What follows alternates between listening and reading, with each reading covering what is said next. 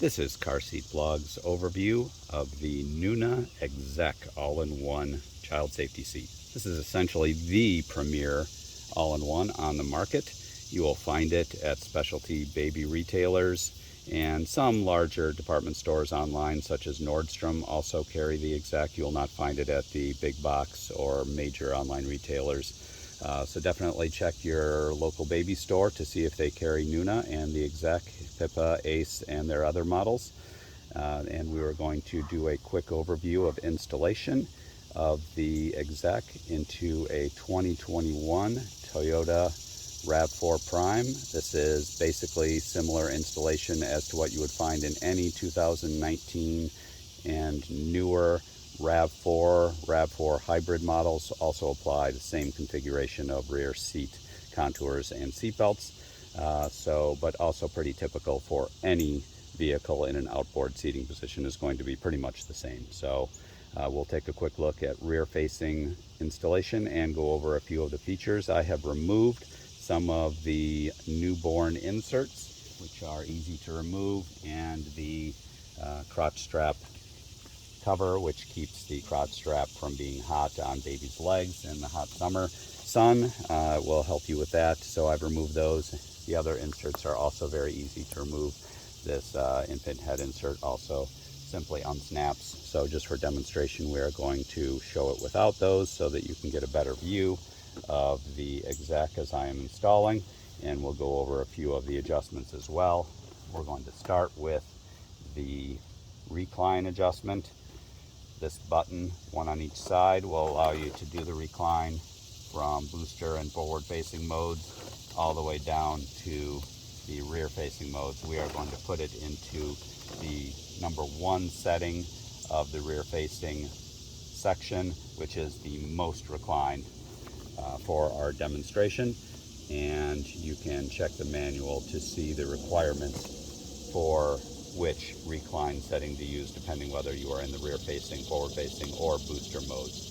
So definitely check over the manual and the labels before installing this car seat. This video is just a quick overview of rear facing installation, but there are definitely some important warnings and instructions that you should consult first from the manual. So always read the manual. There's always exceptions. Something is always different than another car seat you've used. So be sure to read it thoroughly. The Nuna manual is very nice and relatively simple compared to some other more complicated models. So take a read through that, and then you'll be ready to give it a try to install in your vehicle. We are going to start with the adjustment for this leg rest, which in rear facing mode is also going to be a safety feature, an anti-rebound feature, but in forward facing mode later on, when you install this forward facing, this becomes a nice thigh or calf support.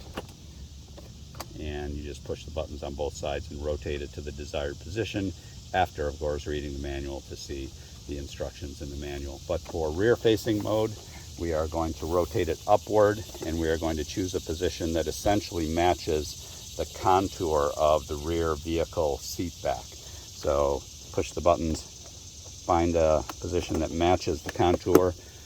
This seems to be a fairly good one for our RAV4 model, and then you will be ready to install it and keep that anti-rebound feature, which in a crash will help prevent the top of the rear facing child safety seat from rotating backward.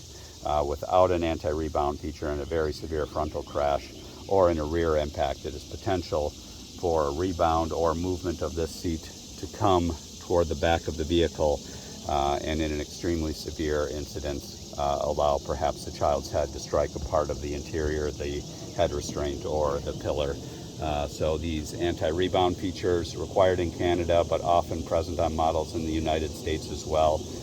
Either an anti-rebound bar or a rear-facing tether of some sort. In some cases, infant seats like Nuna's own Pippa have a load leg feature, which also acts as a secondary anti-rebound feature in addition to the anti-rebound bar present on their newer relaxed base. So anti-rebound feature also built in here to the Exec. So match the contour, and then we are ready to do a rear-facing installation. And we are going to choose the seat belt, the lap and shoulder belt for installation. For the Exec, this is the preferred method of installation. There are latch attachments to connect to the lower latch anchors that you may find in the seat bite, the crease between the seat cushion and the vehicle seat back. There are mandatory latch anchors. They are small bars where you can attach these latch attachments usually for rear-facing seats. They're most beneficial because of the weight limits. However, Nuna does recommend seatbelt installation. That's their preferred method because they have this nice true tensioning system that helps you get a secure installation. Then you don't have to worry about the weight limits of that latch system. The lower anchors can just be ignored, and the seatbelt can be used. Worthy of note, if you are transitioning from a Nuna Pippa, the Pippa base does allow you to use both the rigid latch system, the beautiful solid latch attachment bars on the Pippa base. Simply plug right into those latch anchors in your vehicle, and then you can actually use the seat belt in addition to latch on the Pippa. It's one of the very few seats that allow this. As I said, there's always an exception. The vast majority of child safety seats tell you you must use one system or the other, latch or seat belt. Pippa allows you to use both. However, the Exec does not. So we will be choosing just one, and we will choose the preferred method, the lap and shoulder belt. And to access that, we are just going to unbuckle and move these off to the side. There are magnets that sort of hold these into place, I believe. However, we're just going to lift up the panel and lift up this lower cushion, and we are going to access these true tension doors. This is the one for forward facing. We're more interested in the rear facing, color coded in blue, and we are going to simply lift up to open this door.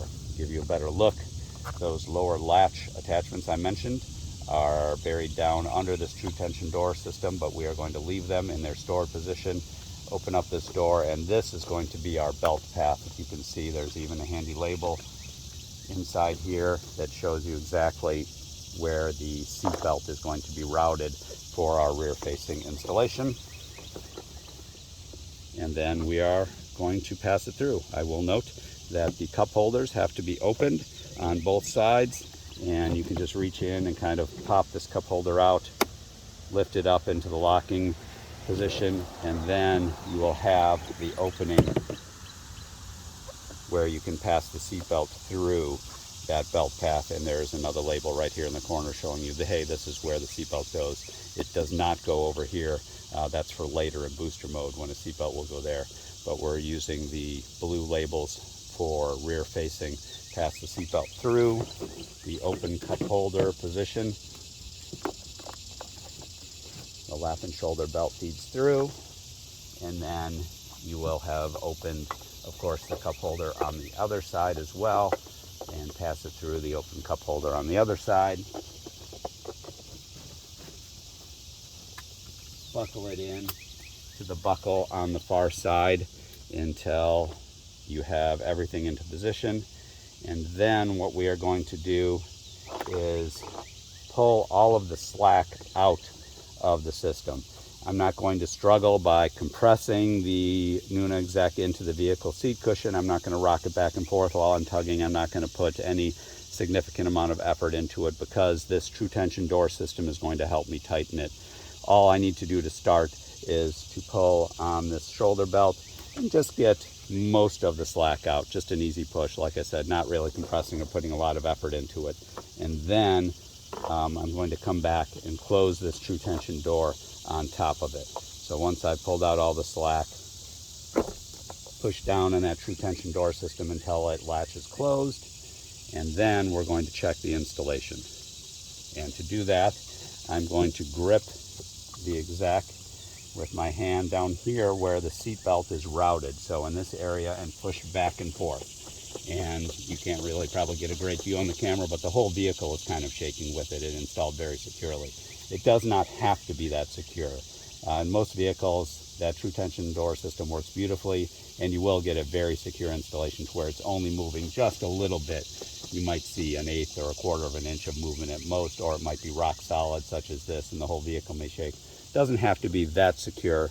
Our rule of thumb is that when you grab it at where the seatbelt or latch system is attached in this area, that it moves an inch or less side to side to make sure it is a tight installation. If it was moving 3/4 of an inch or even an inch, and that's the best you can do with all of the effort and everything you've tried, that is acceptable. If it's moving over an inch, you have to go back.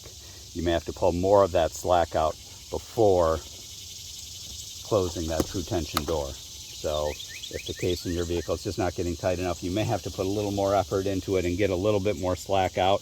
Hold this shoulder belt to make sure no slack goes back in, and then push down on the true tension door until it closes, and then hopefully with a little more effort of getting that slack out, it will be secure. But usually without much effort, that true tension door will help you get the rest of the slack out, and you will be in fairly securely, that inch or less.